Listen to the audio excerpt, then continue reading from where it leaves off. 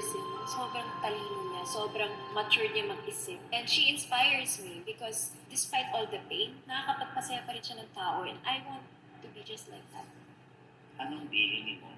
Lagi. Ate, I want you to be happy. Yun lang.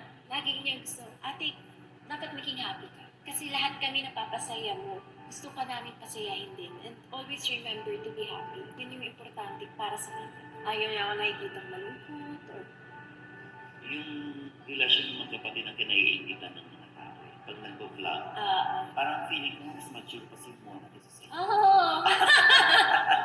So sabi ko, tsaka matalino siya sa Matalino siya. lahat. Parang siya yung reminder lagi. Kung gaano kaganda ako. Kasi kung di ba kaya, my God, nalulungkot ako itong kapatid ko, may dinaramdam, pero hindi naman iniinda.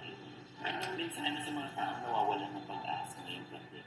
Para sa akin, I know that we've been through a lot. Hindi lang pandemic ang pinagdaanan natin. Ang dami nating pinagdaanan na challenges. Diba? Meron mga yung Taal Volcano, na sumabog, and so much. Still, tira mo yung mga Pinoy, nakangiti pa rin sila, masaya pa rin sila, and they're still praying and hoping. And ganun kasi ang Pinoy. They always know that it will be better. Ang kagandahan talaga sa mga Pinoy, napakatibay ng loob. Nakakatawa kasi kahit marami silang problema, nakangiti pa rin sila, tumatawag pa rin sila, because they know it will get better. And lahat tayo nagdadasal, lahat tayo, we're hoping for the best. And never lose hope because marami tayong mga pinagdaanan and itong pandemic, lang to, isa to sa mga struggles natin that we will overcome and we will become stronger. Ano ba yung natutunan mo sa dati?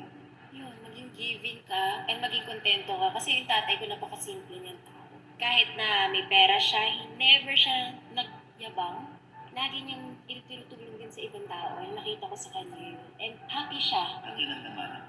Yes. And also na parang he's the one who taught me to take care of your family. Hindi man niya nagawa ng all his life taking care of us, pero alam mo yun, parang natutunan ko pa rin sa kanya. Dahil sa kanya, I became parang yung tatay ng family. Pero, syempre, dahil sa kanya din yun. And I'm thankful kasi hindi niya kami parang biniti. He let us live life and he let us experience the hard life. Kasi kung, alam mo yun, i-spoon feed lahat. Kung puro yaman, puro ganyan, social. Asan ako ngayon? Diba? I wouldn't be like this. I wouldn't be a strong person. Kasi parang lahat nakukuha ko eh. I wouldn't work hard for anything. So I'm thankful for my father kasi pinaramdam niya sa akin lahat. Good things and bad things. And yun, the bad things, gagawin mo siyang lesson in life to become a stronger person. And the good things, itutuloy. Yes. Thank you, Ivana.